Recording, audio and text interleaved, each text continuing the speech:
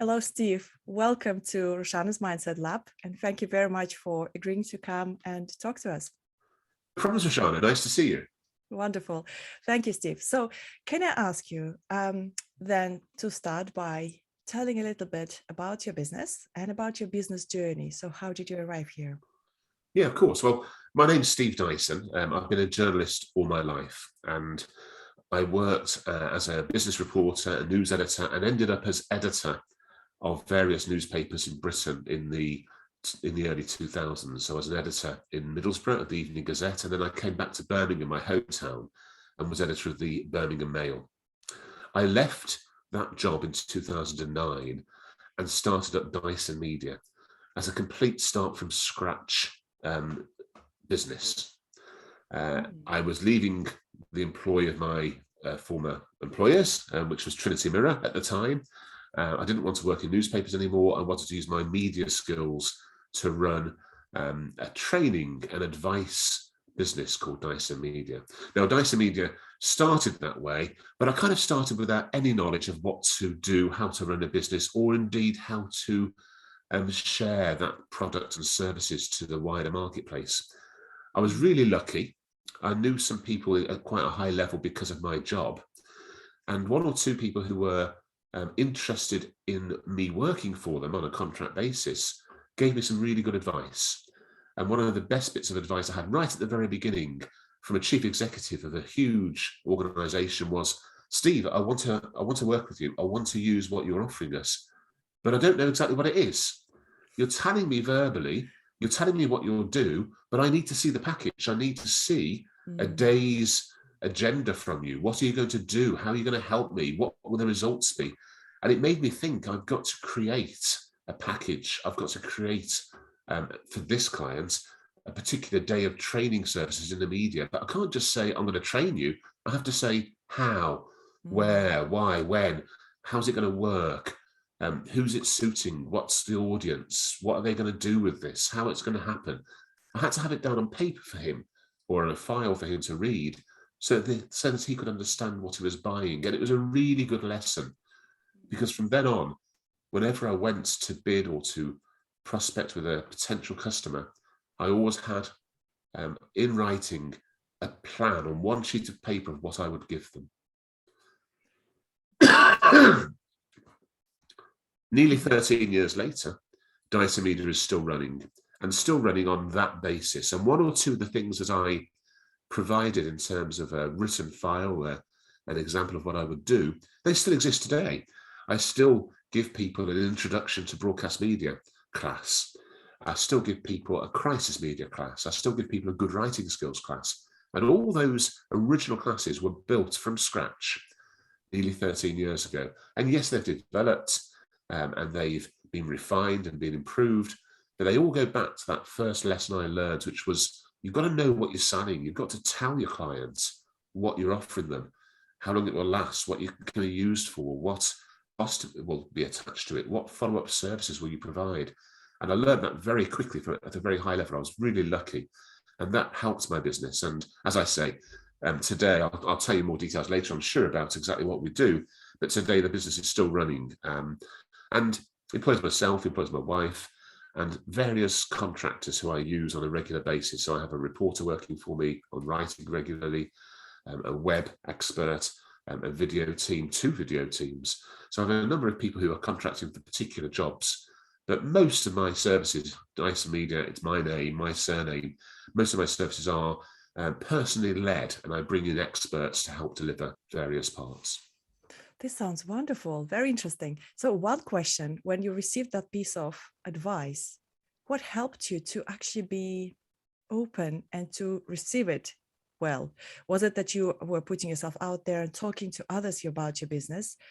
Or was it just, friendly relationships that you had with others around you? Yeah, it was a mixture of both, really. I mean, a journalist, especially at the level I was working, which was editor of the city's newspaper, at a time, even 13 years ago, newspapers were fairly important, whereas they're not so much anymore.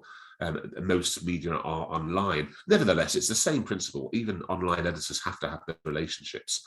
And working at that level, you have to be open. You have to be open for lots of different reasons. One, because you want people to be involved with you. You want people to tell you their stories. You want people to support your product.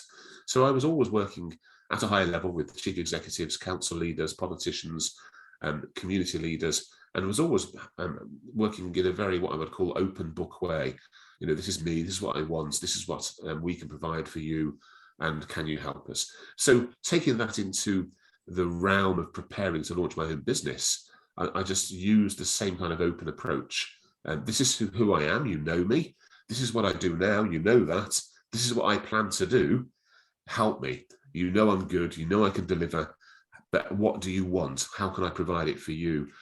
And letting those, I was, again, very fortunate. Several high-level people were willing to listen to me. Several were willing to employ me on particular contracts. But even if they weren't willing to at that stage, they all gave me some really good advice. They knew I was listening, and they said, you've got to do this, you've got to do that. You need to think about this. Another business leader, just to give you another example, who I actually paid for this service, but another business leader who was a former fellow editor who had gone into a creative media business himself. He was telling me about what he did in his area of the UK. And I said, I need some tips from you. And, you know, you're a business, I want some time from you. I know you're a mate, and he was and still is a good friend, but I said, I will pay you properly for some time to take me through what you've done and to explain it so that I can adapt, refine, and use some of your learnings. He'd been in business for about 6 years, but from a very similar background to me, doing a very similar service. I said, I want to learn that, but I want to pay you for it. It's almost your copyright. I want to use that. And I did, and I used some of my outsourcing money. I'd maneuvered a redundancy situation with my old job, and I used some of the outsourcing money they gave me to pay this former editor who'd already set up a business to show me how to structure it in terms of things like company structure, you know, whether to charge VAT or not, whether to, you know, where to market, how to use a website, you know, how to develop my own website, what sort of website I needed, whether it was a business card one or an active one. Bits of advice that he picked up on the way, and that worked really well. Wow, fantastic. So there's so many advices that I'm taking from this. So first, build your network. Second, be clear on the quality of output you produce. Third, be open to receiving advice, and if needed, get a mentor and pay for it, right? And then get some marketing going. And it's interesting how did you consider seeking some marketing or business qualifications perhaps? Well, I guess if you think about what my full-time career was, I was in the media. Mm-hmm. So I have no problems in getting messages across. It's the only thing I can do, and it's what my business does now. So if a business or an individual needs positive media or reactive media or even crisis media handling, whatever media they need, and I know how to get that message out there, whether it's in newspapers, on websites, on radio, on TV, that's what I do. So in terms of marketing qualifications, I suppose I was relying on my journalistic qualifications. You know, from the very early age, I was trained by the National Council for the Training of Journalists. So I'm trained in storytelling, I'm trained in administration, I'm trained in newspaper law, media law. So I know, you know, the mistakes you can't make. I'm trained in shorthand, so I can take down writing very fast and record what people are saying without using any equipment, apart from a pen or a pencil and paper. So those kind of skills, all of them are used in marketing myself and my business. I paid for one advert, one single advert in a business magazine newspaper, and I wanted to do that more or less to announce what I was doing. But apart from that, I ran stories. So I contacted national publications who looked at media. So people who looked at media individuals. I was a former editor of the Birmingham Mail. This is what I was doing. So I managed to get that story told in a national media, in the local media, and in the business media. So everyone, for nothing apart from one advert, £75, apart from that £75, and a small business card website, which has cost me £100 a year to run for 13 years.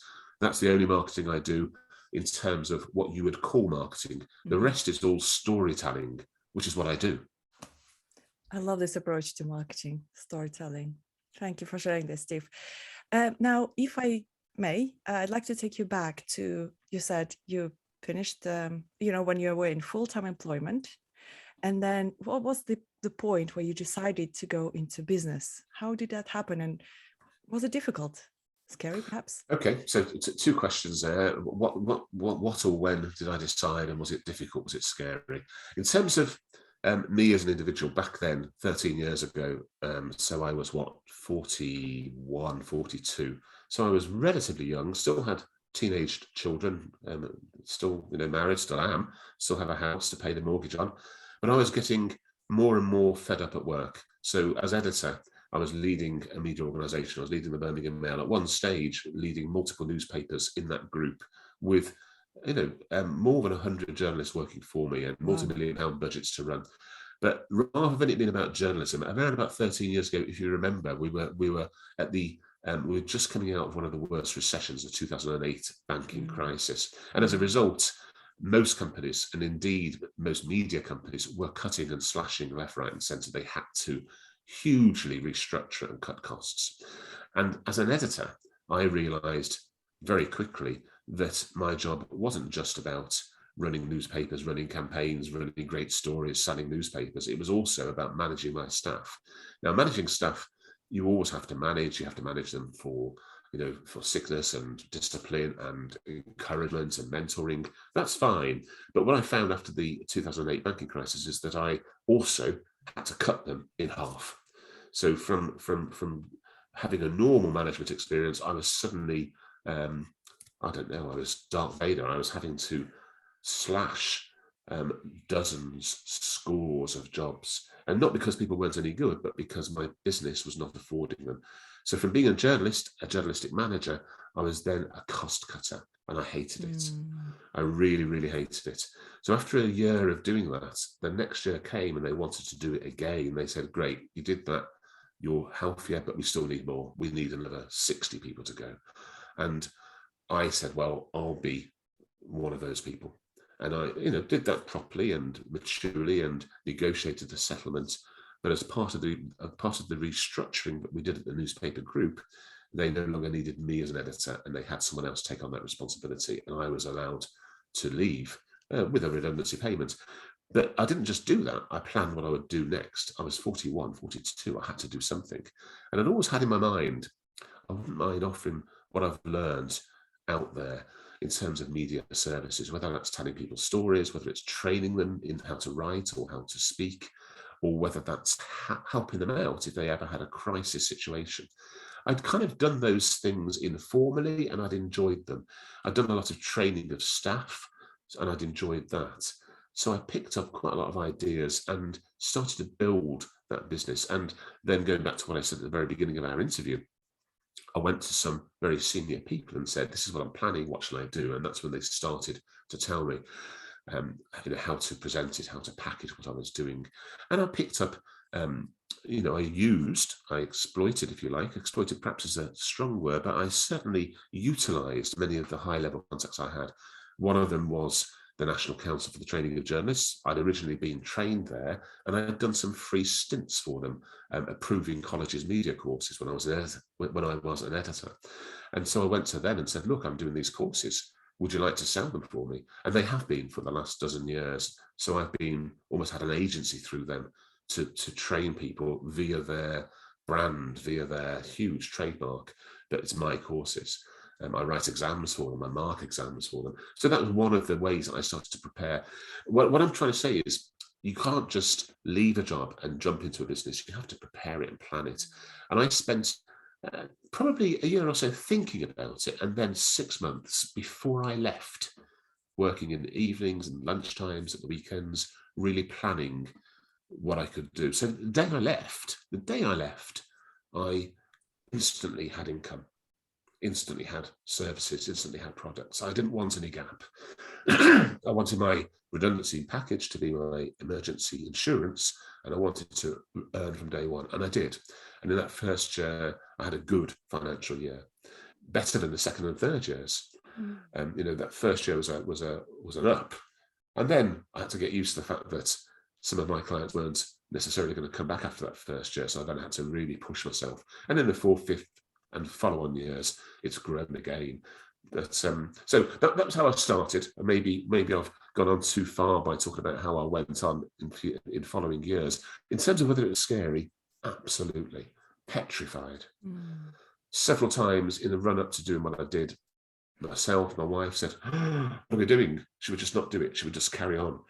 And I didn't. I did carry on. I did launch the business, but it was scary because I had three. I still have, but I had three at that stage dependent boys in school. I had a huge mortgage, still do have, had outgoings, and to go from employment for probably what was 20 years to no paid money, and I had to create everything myself, and I had to create it at the same level. I was an editor of a daily newspaper in Birmingham. I had to have the same level of earnings. I couldn't survive on less. And I did. It was scary, but I managed it. And I've managed it now for 13 years. Well done. What a success story. Well, a miniature one in terms of what I've done. I mean, but it has been scary and it's had ups and downs. And there's, we may well carry on to talk about it. But when you work for yourself, there are many moments when you think, I've got nothing to do next week. That job's gone, that's ended, and now what am I going to do next? It's a constant reinvention of what you're doing and who you can sell to, and being open and making sure people can always get hold of you. I mean, you've always got to be available. My mobile number, which has been my mobile number for more than 20 years, I've kept it, and I answer that phone every time it rings. I answer every email immediately, every tweet immediately. Not in terms of necessarily being able to give a full service straight away, but if someone wants me, I can either say, yes, I'm here, I'll talk to you, or I'm busy this second, but I can speak tonight or tomorrow morning. I instantly respond to my customers, yes, but also to potential customers. And that's what gets you over that scary point. You've got to be ready to deliver. People, if they want your service, they want to pay for it. They want a high quality service and they want it now. And that's how I run my business. Wonderful. Thank you. I don't know whether it's wonderful or not, but it's because of your question about being scary. Sure. It is scary. So you have to be ready to get over that. So just going back again, as you were starting. Sorry, let me just cough, then you can start the question again. Sorry, carry on. So as you were starting in the first 3 years, let's say, did you ever think that, it may not work out to have a plan B? Yes. So year 1 was a good year. Year 2 and 3 were certainly not so good years. And I did develop a plan B. I talked through what I was doing with close contacts, and someone said, why don't you pick up a part-time job as well, just in case? And I applied for and got a job as a board director of a housing association. So it was a long application process, and it wasn't a full-time job at all. It wasn't almost not a part-time job. It was only a few days a year.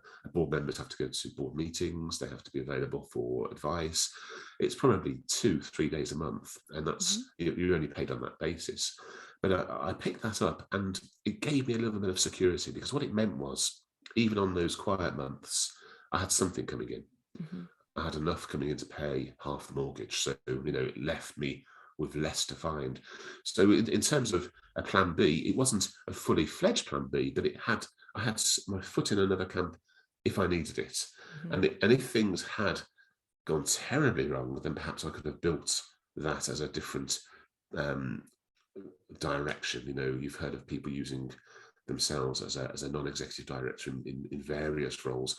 I never had to, and I never wanted to, but I thought, if I've got one position now, let me build on that, let me progress that, and if I need to, perhaps I can do something else. So it was kind of in the background as an emergency. Interesting. So Steve, with a lot of entrepreneurs, especially in the early stages, one of the biggest fears to deal with business are about paying taxes and, dealing with taxman. What was your first experience of, submitting your tax return or paying a tax? Yeah. At this point, I come across as quite boring, and I'm sure my wife Ruth would testify to that. I've always had a handle on pounds and pence. I've always been keen to know that we've got enough for this, enough for that. It goes back to my days as a child. I used to watch my dad do his monthly accounts, and he would have a bank statement, and he would write in the bottom of the bank statements everything coming up, and he would take it off in pencil from the amount he had in the bank to work out what he had left. Wow. And it just stuck in my mind. And so I've always done that with personal finance. So we've always known what we can afford if we're having a holiday, a car, what repayments we can make. And I've just applied it to work. I'd read in a business book that cash flow is crucial. And in my mind, cash flow included your VAT and included your tax. So once I knew that my business was working, I developed an Excel spreadsheet, and one of the sections was 3 months ahead. Mm-hmm. And my 3 months ahead is my miniature cash flow chart. What do I expect to come in? What do I know has got to go out? And what margin is comfortable to have for future taxes? And I use that very simple Excel spreadsheet constantly, once a week updated for 13 years. That's how boring it is. But it means that at any given point, I know what my liquidity is as a business. Sure. And that liquidity includes forthcoming tax, because that's not your money. Sure. Tax is what you collect for the taxman. So, VAT is not mine. VAT is I am the government's tax collector. And that goes into a different part of the spreadsheet, and that's not touchable. That VAT will always be paid. Now, of course, with VAT, as a business, you can reclaim some. So as long as you save everything, at the end of every quarter, you get some of it back. So it's like having a miniature bonus, because you're able to claim VAT on expenses, on products that you've had to use, on paper, on printing, on computers, on phone calls. So there's a certain amount that you get back, but you never really plan that. You just plan how much is going to be the total VAT that you've collected. Mm-hmm. That all goes, and you get a bonus every time. So the government pays me a bonus for collecting its tax. Now that's how I pay my VAT. And in a similar way, I plan my my taxation. Taxation for a limited company, which is what I am, you have to pay it 9 months after your year end. Now, my accountant does some work on my accounts, but I know at the end of every year, and my year end is the calendar year, so at the end of December, I know more or less what I've earned and more or less what I've spent, and more or less within 1,000 or so what my tax will be. That goes into my 3-month planner as something I will always have to have liquid. So on top of the 3 months, I will always have to have the next big tax bill as well ready. And if I haven't got enough, I know I've got 9 months to save that up. Mm-hmm. So as well as the 3 month ahead, I've got like a further look at, and in September, well, by the 31st of September, 9 months after my year end, I have to pay that much tax. So let's start building for that as well as a separate little window. So on that Excel spreadsheet, it's all ready. So in terms of the experience of paying it, mm-hmm. It's fine. It's a bill. It might as well be a phone bill or a car bill or a loan bill. I just know it's coming. It's planning it. Cash flow. I know that your business partners and people you've spoken to will all say it, but cash flow is so crucial. You have to have cash flow. You have to know your liquidity. And that doesn't mean you can make ends meet and have naught. You've got to have a chunk of money so that you never run out as a business. You cannot run out of money. Mm-hmm. Very interesting. I really love that idea of reframing the attitude towards the taxman and seeing yourself in a VAT case as a collector of tax for the government. Yeah. This is, and you get a bonus for it. Wonderful. I love that reframing. And so my another question, Steve, on money side is how did you feel setting your prices and announcing your prices? Did that feel scary or uncomfortable? In some ways, it's a nerve-wracking thing because you have to have them accepted, don't you? But I did some research on what other people in this sector of media services, a consultant essentially, I'm a management consultant, a trainer, but the most common description is management consultant. And I did some research on what was an acceptable amount. And then when it didn't work, I applied a different format to different customers. So, for instance, the public sector at one stage was willing to pay that full price, but as the public sector declined in the late 2000s and early 2010s, as there was lots of cost pressures on councils and NHS, etc., I noticed that they were not quite as willing. And so I just thought, well, okay, I'll use that as a marketing tool. I was charging you this, I know you're under pressure there. So because you're a customer and an existing customer, I'm going to apply a 20% discount to all future bookings. And that seemed to work. Sometimes there was customers who couldn't even afford that discount. So there might be a charity, or there might be an individual going through a crisis. So I would talk them through it and say, well, this is my daily rate, but what can you afford? And we would negotiate. Occasionally, some blue chip companies, there's a national bank that I have done a lot of work for, they wanted some high level work. They wanted some high level work, which took a lot of preparation and a lot of insurance cover for me to take out to deliver, a lot of non-disclosure agreements to sign, a lot of detailed legal work, as well as the media work. So for them, I enhanced it and said, my normal rate is this, but I'm going to charge you that because you want this. And they accepted it. So it's having, in terms of a day rate, if you like, what my price is, what I like to think of it as is, this is what I charge, but depending on the sector and the detail involved, I'm flexible. Interesting. It's just money is a very charged topic for a lot of people, and a lot of, especially, those starting up in business, they feel uncomfortable announcing their prices, talking about it, or even, in fact, asking for money for their services. No, you can't. You can't. A very, very early lesson was to bill someone, invoice someone, as soon as you've given them that service. So you read some business books and they say how important it is to make sure you bill people every month. Well, yeah, it is. But actually, why not bill them today? When I've delivered a course, I send my invoice the very next day because they owe me that money.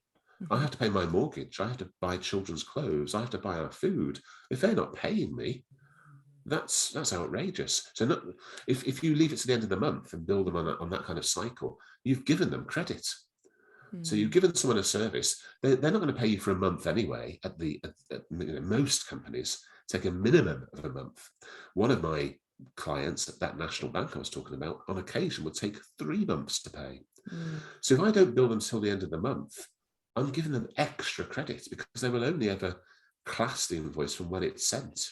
So my rule is to invoice as soon as possible that I've provided the service. Not only that, after the notice period, so for most people it's 28 days or 30 days.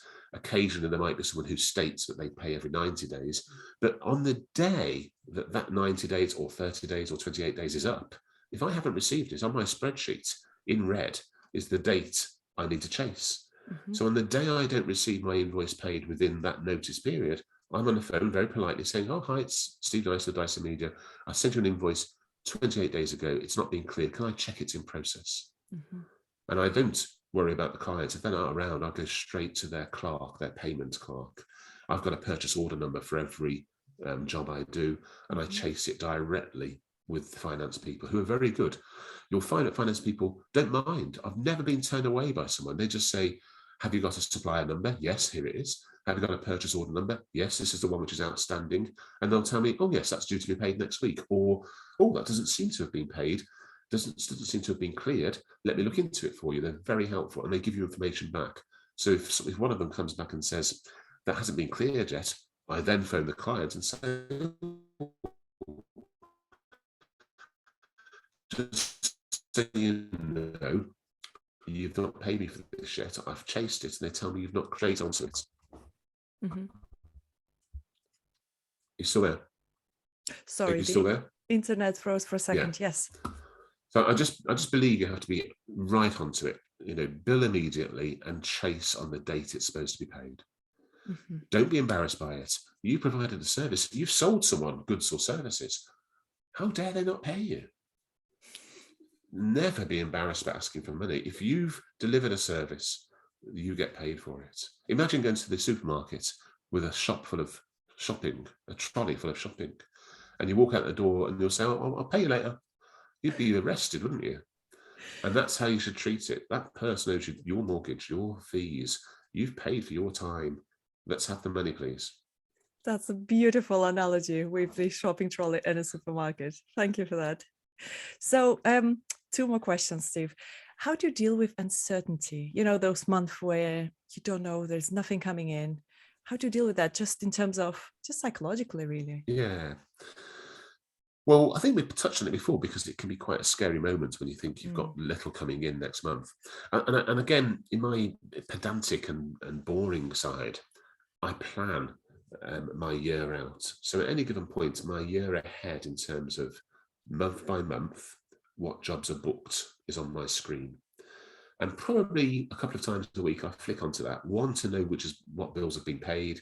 2, to know what to prepare for next week and the week after.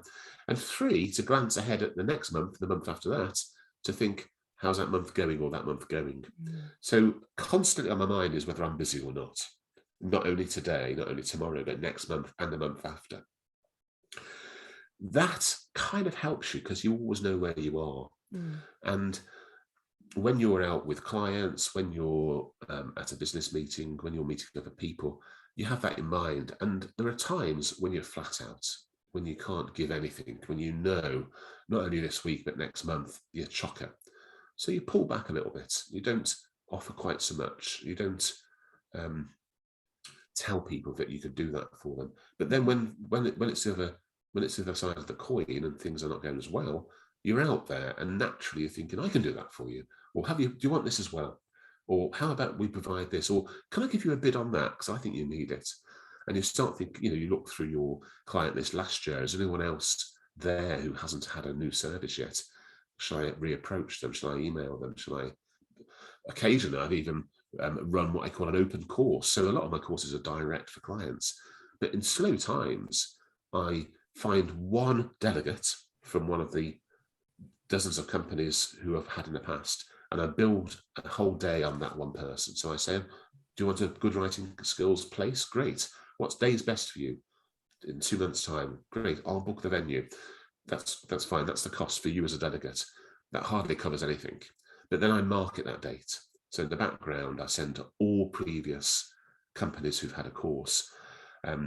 Because of growing demand, I'm holding an open day. So if you have just one delegate who wants to come to it, they can come to that and also meet other businesses and learn from other people.